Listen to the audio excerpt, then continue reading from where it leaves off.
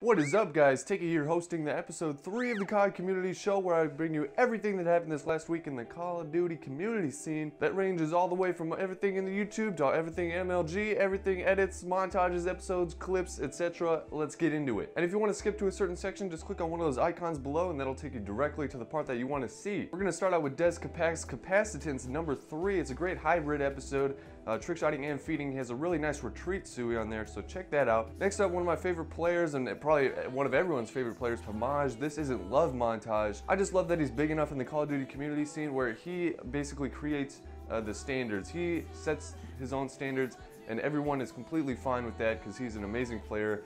He has a sick closer with a WA-2000 on BL1. He also has a quad with the last kill being a no-scope. I mean, that takes some balls, like, to no-scope the last person in your quad feed. I don't know what to say about that. Faze Kitty also had his montage recovery number 5. It's an 8-minute long montage on Faze channel. It's a great one. There's also another quad in there with the last kill being a no-scope. I don't know if they planned that at all, but I mean, to see two clips with quads with the last kill being no-scope, that's insane. I mean, those, if you can hit that, I will make love to you, but who would want that, you know? Even though it's 8 minutes, I mean, the whole thing is entertaining. I enjoyed the whole thing, which was awesome. And there's also a 7-man with the last 4 kills being a quad swap with a 360 no-scope in there. That's crazy. I just felt insane. When I watched it, I had a reaction like, oh my god, he just hit that, and I had to rewind it like 3 or 4 times just to absorb the awesomeness that was in that clip. And the last episode that I'm going to mention is Lol's Balls episode number 2. Now, getting past that extremely tasteful name, this is a RT episode, Ricochet Tubing, and I just love these kind of episodes, and there was some really unique stuff. He has a 360 on the map launch on BL1, but when he 360s the tube across the map, it actually goes through that little thing, the metal arm thing that has the holes in it. He 360s, shoots the tube through one of those holes, and then kills someone. That's crazy. That's crazy. Huge props to that. I love seeing these kind of unique episodes. And if you want to check out anything I mentioned in this video, go to the link dump in the description down below and you can check out all that good stuff. Plenty of links down there for you to check out. Moving on to introducings. I don't know why, but there's always more introducings than there are episodes, at least notable ones. First one we're going to start off with is Red Dolmite D's introducing. I mean, it's amazing. I mean, he uses the exosuit the way it's supposed to be used. I mean, his feeds, he gets a kill, he uses the exosuit, he boom, pops someone over there, uses the exosuit, boom, pops someone over there. So much more entertaining than someone aiming down a tunnel or a hallway or just moving once like that. But he moves like every single time he gets a kill, he moves around, gets another kill.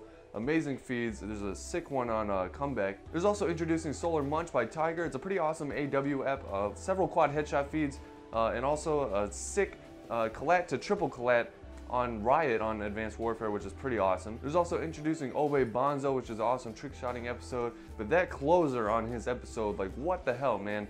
It was insane. He pressed the A button and then taped his right thumbstick down so he just kept spinning. He went and took a nap, then he came back, and then he shot the trigger after a couple hours because he has so many spins in there. I have no idea what kind of, that's like 3 1080s or something. I don't know. It was insane. Check that out. There was also a triple introducing on Soar. It was about 7 minutes long. They called it 3 tards.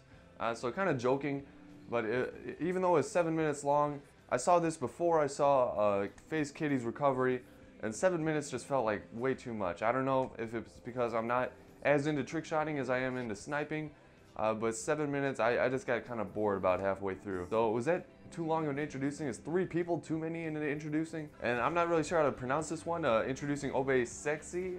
That's my best guess at how you say your name. CXZI. But he had a pretty awesome introducing. He had a nice quad collat in there, which is awesome. He also had a quad headshot swap feed, kill cam, which was pretty sick. I mean, when do you see that? So the last introducing that I'm gonna mention is Chow 9's introducing. Now 9 is a team that is fairly new. I've known one of the editors in there for a little while, but Chow's introducing was pretty awesome. I mean, the edit isn't amazing, but the clips are great. He has an awesome 5-man swap feed with the DSR. He also has a quad headshot feed, one of those kills being with a wall bang on a raid, which is crazy. I mean, the amount of luck, and then to continue, because it's not even the last kill. He gets it as the 3rd kill and then picks up a 4th. That's pretty awesome. Moving on to notable team Tages, we have a few more than last week. Marv's Weekend Taj number 18 is awesome. Marv, they have some great standards. For the size of their clan, they're at about 3K, but they have awesome standards, and this Weekend Taj is like most teams' team Taj. I mean, at least for their sub count, I mean, it's great. It's great. They're definitely aiming higher than what their sub count says. There's also XJMX's Cloak and Dagger team ties, which is pretty awesome. I love seeing the knives. I love seeing the crazy tomahawks. That opener was pretty sick too, with that firing range tomahawk trick shot with that lucky ricochet off the car. Darth's February team ties was also out. There's a lot of 6-mans, a lot of quad headshot feeds, all that good stuff. There's also some interesting Riot Shield bounce shots on BO2, which is pretty cool. I like seeing the Riot Shield bounce shots. They're definitely something unique and creative. So check that out. And last team ties I'm going to mention is Soaring in Style number 58, which is pretty awesome. There's a sick CoD 4 bounce shot. Love seeing CoD 4 trick shots because you don't see them, even though there's no kill cam. I still enjoy them very much. There's also a MW2 EBR shot. There's also a shot on Kowloon on BO1. I mean, when's the last time you saw a shot on Kowloon or any clip on Kowloon? That map is crazy, but I love BO1. Moving on to the top clips of the week, there's some sick ones this week, so check this out. First one, we're going to start out with Overpowered's Top 5, week number 18. They have a sick quad collat plus one with a shotgun. I mean, you've seen the quad collats with the sniper, but when have you seen the last quad collateral with a shotgun, and then he continues to get a 5 on with that? That's amazing. There's also a sick clutch and uplink on Detroit in that top 5 plays. The player is able to score in under 26 seconds with 0.7 seconds to spare to win that game. That was pretty awesome. In Red's clip of the week, there's a triple all-pro, which is always nice to see. I love seeing those. And there's an 1800 carrier Sui, which is pretty sick. On Scarce's top 5 plays of the week, there was an 1800 Sui on carrier, but it's a very unique spot, and it goes like all the way through the carrier ship itself. I don't understand how a bullet can travel through that much metal and still kill someone. I don't know if he was damaged or something. He got a headshot, but it was sick. And there's also a sick CoD 4 shot out of the map, which is awesome. On Carnage's Advanced Warfare top 5 plays of the week, number 14, there was a triple crossbow, which is pretty awesome. There was also a mid-air triple collat to make a 5 on-screen on Riot, which is insanely lucky. I mean, mid-air 5 on-screen? You must have been on that good if you know what I'm talking about. In Infa's top 5 clips of the week, week number 15, it was a very well commentated. I loved his commentary. I enjoyed the whole thing. But there was a sick shot on recovery that I haven't seen before. Maybe some of you trick shotters have. It was a very unique spot in my opinion. There was awesome quad collateral, and there was a single to triple all pro. Like I said before, triple all pros are always amazing to see. And then there was an awesome 5-man headshot feed in there as well. Red's top 5 plays was a zombie top 5 plays of the week. Some really unique stuff. I mean, I'm not sure how to judge it, so check that out if you want to see some zombie trick shots. Moving on to opinion/drama news, Michael Condrey's Twitter was suspended this last week, but it was recovered also this last week, thankfully. He's a great guy in the community. Just by talking to everyone in the community about weapons and Call of Duty, Advanced Warfare, and all that good stuff. He's like a community manager. So not sure how it got suspended. Maybe someone hacked it or something, but it's back, so no worries there anymore. There's also a campaign trick shotting montage, and the reason I didn't put this in the episode section is just because the campaign trick shotting, I'm not sure how to feel about this. It kind of falls into the zombie trick shotting type of deal with me. I think it's very unique, very creative. I was entertained, but does it really take as much skill as an online trick shot? I mean, I wouldn't think so. Or does it even take as much skill as a zombie trick shot? Does the difficulty of the campaign level or like the difficulty level, does that change how good the trick shot was? So what do you guys think about campaign trick shotting? Is that something you want to see? Is that fair to compare it to regular trick shotting, or is it just completely different? And also there's a retailer in Dubai now selling gold-plated Xboxes and PS4s.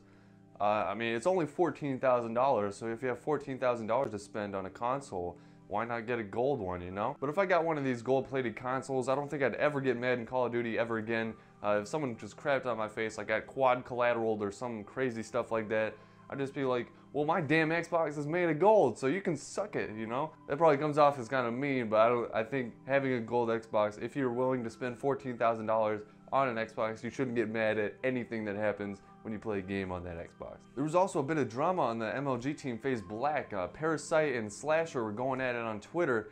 They're just hating on each other. Seabass had to kind of intervene. He said there was going to be some real issues if they kept that kind of behavior up, so hopefully they get things settled out on Faze Black. Moving on to general news, Michael Condrey commented on how they might be implementing old maps into the Advanced Warfare gameplay. This sounds awesome. I mean, I'd love to see some old maps in the Advanced Warfare realm with the exosuit and stuff. They definitely have to be touched up or changed up a bit.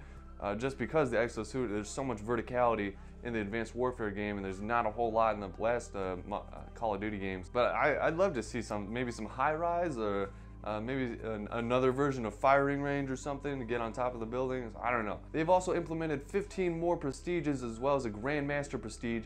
These prestiges unlock some of the elite weapons that you can't find, or at least is extremely hard to find in some of the supply drops.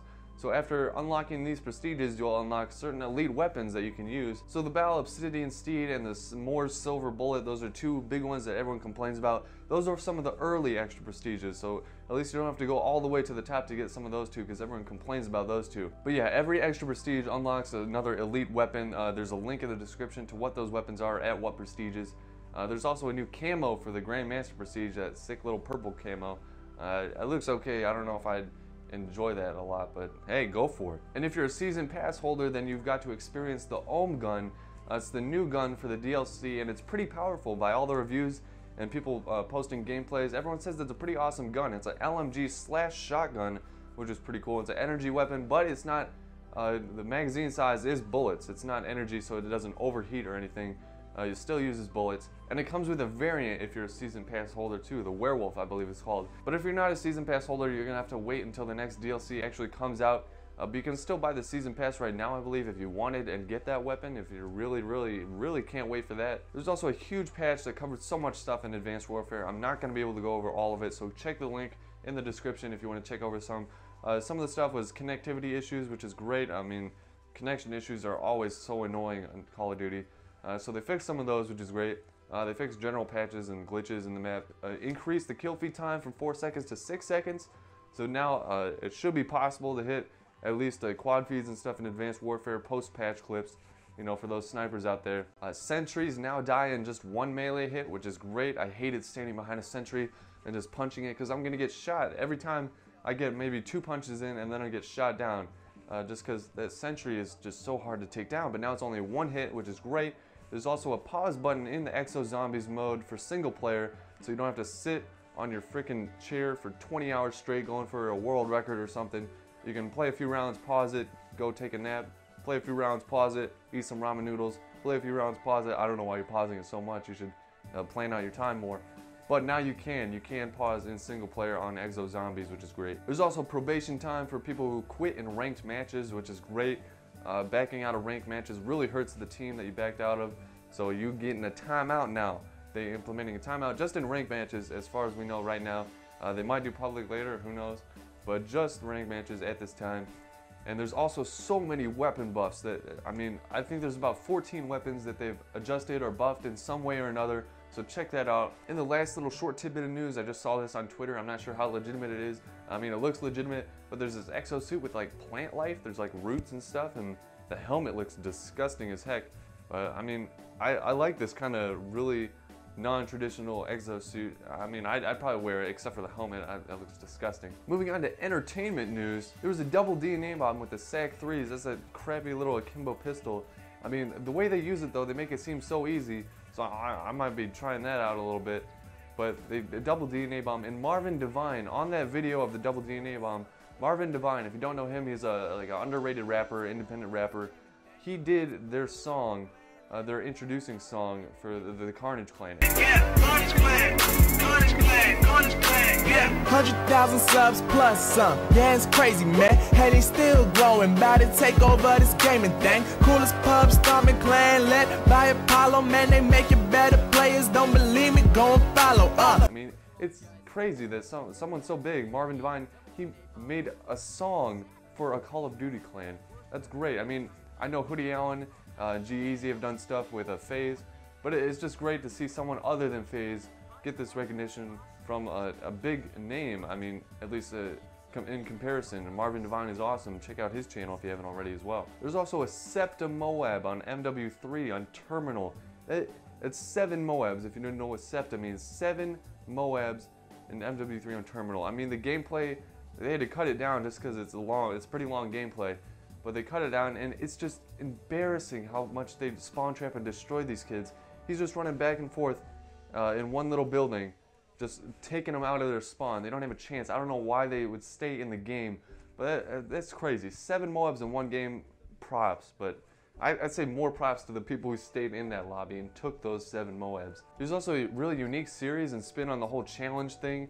for the XJMX clan. They have their video viewers challenge them to do things in online, like get certain clips with certain guns certain different ways, which is really awesome, and I love to watch this episode. There was a quad throwing knife while holding the chainsaw, which is pretty awesome that someone challenged them to do, and they obviously did it. There was also a triple headshot ballistic. There was also a DNA bomb with no reloading with his guns. He had 2 LMGs, and he just goes ham, and once he runs out of ammo with both of those, he picks up the last few kills with a weapon that from a player that he killed before.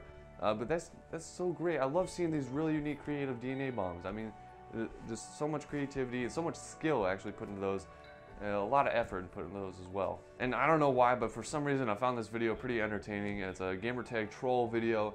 The guy's gamertag is "and I'm gone," and that's basically it. He just like goes into lobbies with his buddy and gets to talking to someone in there, and he just shouts "and I'm gone" and rage quits. I'll take the bowl of rice and ramen. Yeah, I don't care, and I'm gone. Jev also had a rage taj, and those things are very entertaining. Definitely lower the volume on your speakers if you're gonna watch that though, because he can talk quietly sometimes and then instantly yell. So just heads up if you didn't know what Jev was about. Scarce also had another subscriber kill cam montage, so check that out. That's from all the people sending Scarce his clips, just amazing clips, and he just compiles them all together.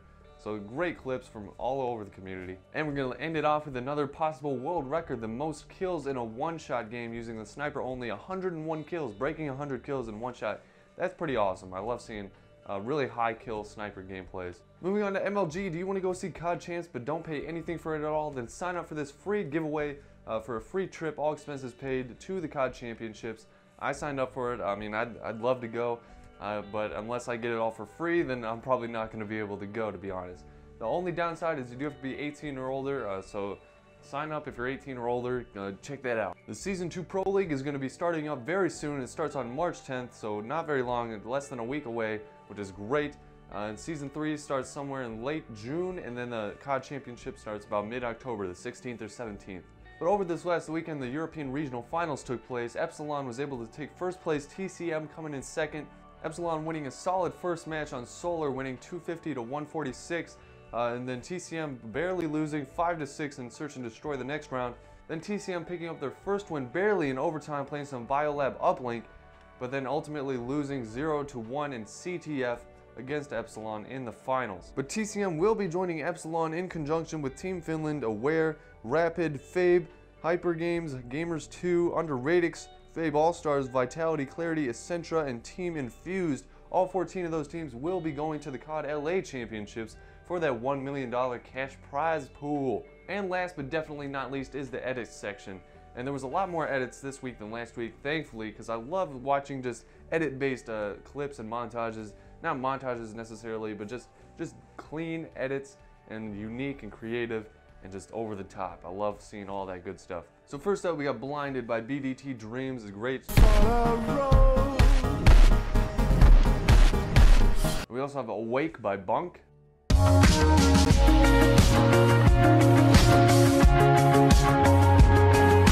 There's also Levitate by Sutter.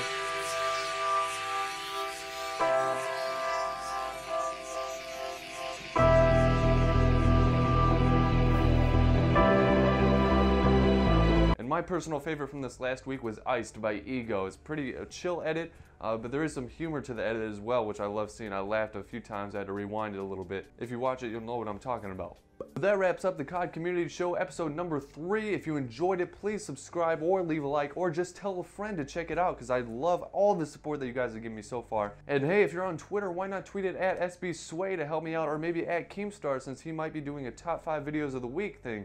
So maybe you can help me out there a little bit. But I hope you guys enjoy your weekend, enjoy your Call of Duty, and I'll see you next week.